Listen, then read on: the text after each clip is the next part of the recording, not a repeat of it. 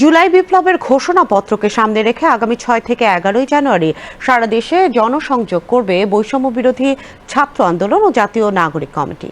আজ দুপুরে রাজধানীর বাংলা মোটরে বৈষম্য বিরোধী ছাত্র আন্দোলনের কেন্দ্রীয় কার্যালয়ে যৌথ সংবাদ সম্মেলনে এই ঘোষণা দেন সংগঠনটির আহ্বায়ক হাসনাত আব্দুল্লাহ। তিনি বলেন, জনসংযোগের মাধ্যমে দেশের শিক্ষা প্রতিষ্ঠানে ছাত্র, নাগরিক ও জনতার কাছ থেকে জুলাই বিপ্লব ঘোষণাপত্রের বিষয়ে মতামত নেওয়া হবে। এ সময় জাতীয় নাগরিক কমিটির আহ্বায়ক নাসিরউদ্দিন পাটোয়ারী বলেন, ঘোষণাপত্র প্রণয়নের সব রাজনৈতিক দলগুলোর ইতিবাচক সাড়া ও সহযোগিতা রয়েছে।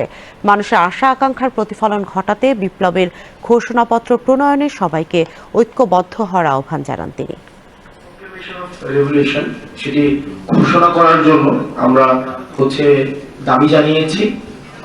ইতিমধ্যেই আপনারা জানেন, এই অন্তর্বর্তীকালীন সরকার এই ঘোষণার প্রতিশ্রুতি, এই ঘোষণা বাস্তবায়নের প্রতিশ্রুতি ওনারা ব্যক্ত করেছেন। তো সেই জায়গা থেকে বৈষম্য বিরোধী ছাত্র আন্দোলন ও জাতীয় নাগরিক কমিটি বিশ্বাস করে যে এই প্রক্লেমেশন অফ রেভলিউশন, এটা বাস্তবায়ন, এটার ঘোষণা আমাদের জাতীয় এবং ঐতিহাসিক জীবনে একটি গুরুত্বপূর্ণ মুহূর্ত। এবং এই অভ্যুত্থানে যেমন বাংলাদেশের প্রত্যেকটি অংশীজনের, বাংলাদেশের প্রত্যেক শ্রেণীর মানুষের অংশগ্রহণ ছিল, প্রান্তিক জনপদ থেকে শহর পর্যন্ত সবার অংশগ্রহণ ছিল, ঠিক একইভাবে আমরা প্রত্যাশা করি এই ঘোষণাপত্রে জনমানুষের, প্রত্যেক শ্রেণীর জনমানুষের আশা আকাঙ্ক্ষার প্রতিফলন ঘটবে। সেই লক্ষ্যে বৈষম্য বিরোধী ছাত্র আন্দোলন ও জাতীয় নাগরিক কমিটি আগামী 6 জানুয়ারি থেকে 11 জানুয়ারি পর্যন্ত দেশব্যাপী আমরা কর্মসূচি ঘোষণা করছি।